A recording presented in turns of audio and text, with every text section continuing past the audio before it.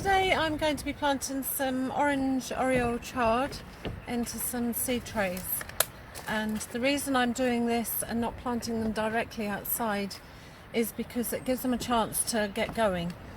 Mr. Slug and Mr. Snail really enjoy eating new seedlings as they pop up through the soil, so it's often it just gives plants a bit of a head start. At least if they're planted outside and they've got a few leaves on, they have a better luck than if they're just popping out through the soil, first two leaves open and along comes the slug or snail and eats them.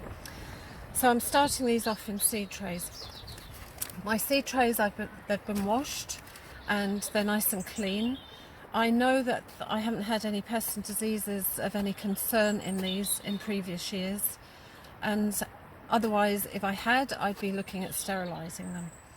So they're clean, and I've put in some seedling compost, but you can use any kind of multi-purpose compost, preferably peat-free if you can find it, and it's nice and loose. So never overpack a seed tray like this, or even like this. Never overpack them. I'm using smaller ones incidentally because I'm going to be planting these in my polytunnel when they're quite small and I want lots. If I could probably have 2 seeds in each of these, that would work just as well. But they're nice and loose. So I've put the compost in, I've given it a tap. Seeds need 3 things to germinate. They need oxygen, they need water, and they need light. And if they're missing any of those things, then it's unlikely that they'll germinate for you. So they've been, I'll just do a before and after one here actually. Just when you've put your compost in, pick it up and feel how heavy it is. People often ask me how much should I water. Well, if you start to get an idea of how plant pots feel, it'll help you with that. So this feels quite light at the moment. I'm now going to water. I have my water in a coffee jug, and preferably use water that's not too cold when you're sowing, planting seed or watering seeds. Sorry. I would always, once I've emptied one of these pots, I'd fill it with water, and then I'd just leave it there to get to room temperature or polytunnel temperature, so that next time I water, it's not going to be such a shock. We're on a well here, and the water's freezing, so you can imagine a little seedling coming up and you're watering, covering it with this really cold water. It'll just set it back a little bit. So preferably tap water. Again, that will help with your seeds. Try and use fresh compost. Don't use last year's. Sometimes seeds can get something called damping off disease, which is from using old compost or rainwater.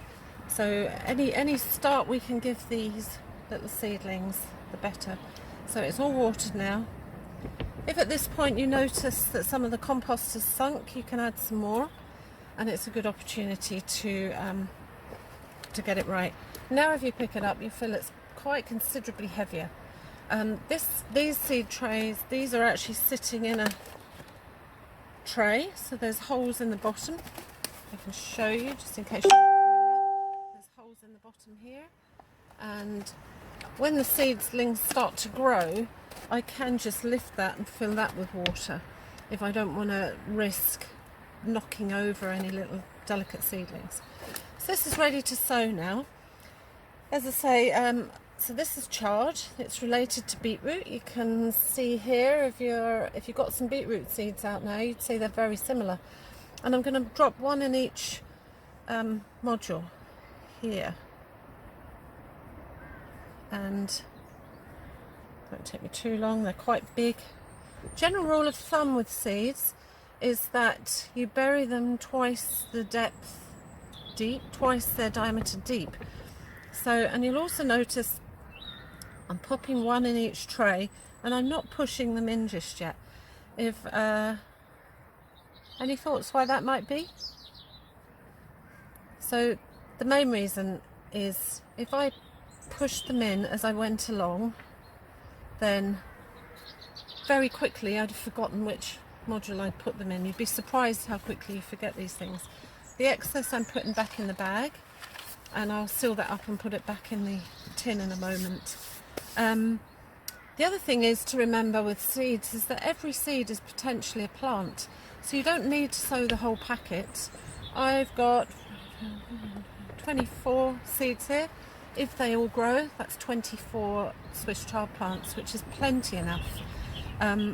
They will keep growing until the frosts kill them off, and if it's a mild winter they might overwinter as well. So 24 plants, I just take off leaves as I want them. They're kind of a cut and come again veg, which is really handy for small gardens actually.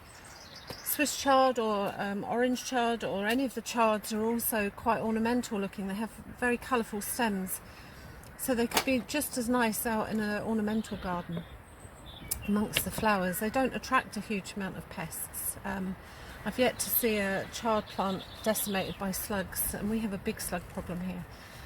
So, and then to cook them, we generally steam them, or I might add them chard to, so I steam it and I might just have it as a side veg with a roast dinner, or strip the leaves off the stem, which is quite thick, slice up the stem and then slice the leaves and then add them to stir fries. They're great added into curries, also related to spinach.